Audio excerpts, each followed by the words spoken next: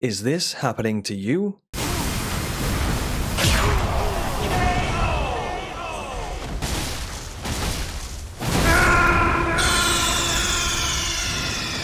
Then you're in the right place for video game training.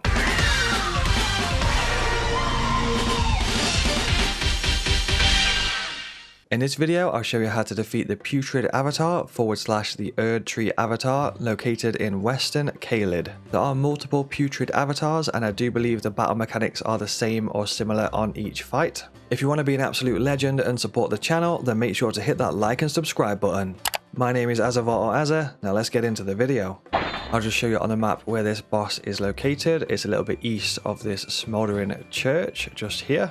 And this boss does seem quite weak to fire, so if you can craft it, go into your item crafting and craft some fire pots.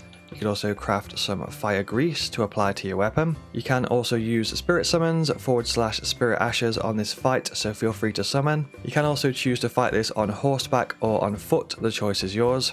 Alright, so let's jump into the fight. The first thing that I'll show you is the fire pots.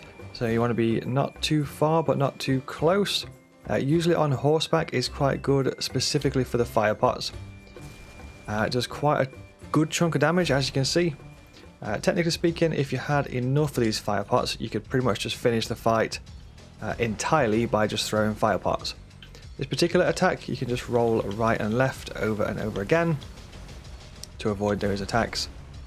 You can of course do fire pots from the ground, like so. It's usually a good idea to get on horseback though and kind of lure him around the edges of this tree. He's doing that attack again, so we've got to get rolling. Just roll right and left.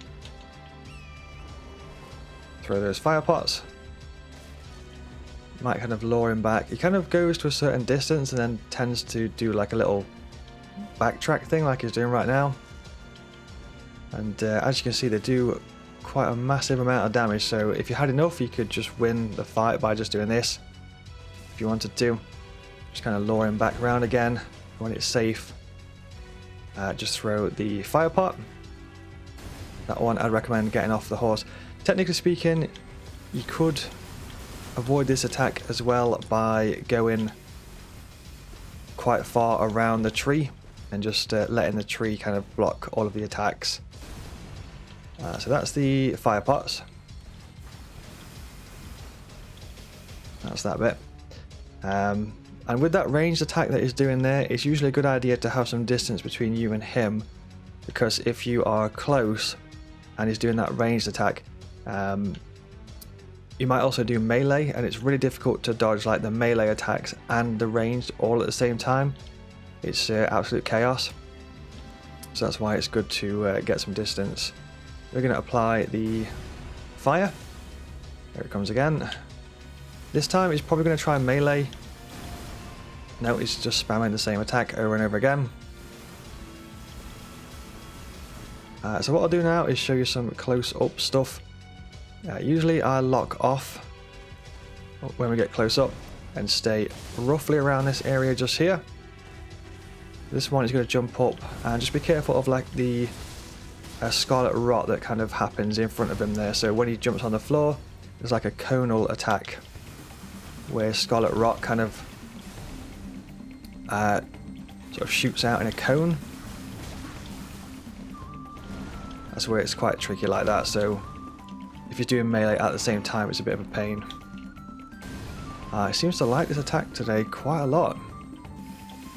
I am trying to show you some other attacks, but so let's get close up, see if we can do the ground pound again. So just stay on this side, attack when you can do, when it's nice and safe. This is the one here, so just roll kind of like towards his side. Just be aware of, you know, don't stay in the sort of like cone that happens in front of where he lands. And eventually the scarlet rot will kind of go away after a few seconds, so you can kind of just keep on baiting that around. Just be careful because it does do damage. If it does hit you as well, make sure to heal up when you can do. But basically, yeah, just keep doing this and keep going around in this kind of motion. Attack when you can do. Roll at the last second, heal up if you need to as well. You get like a second or so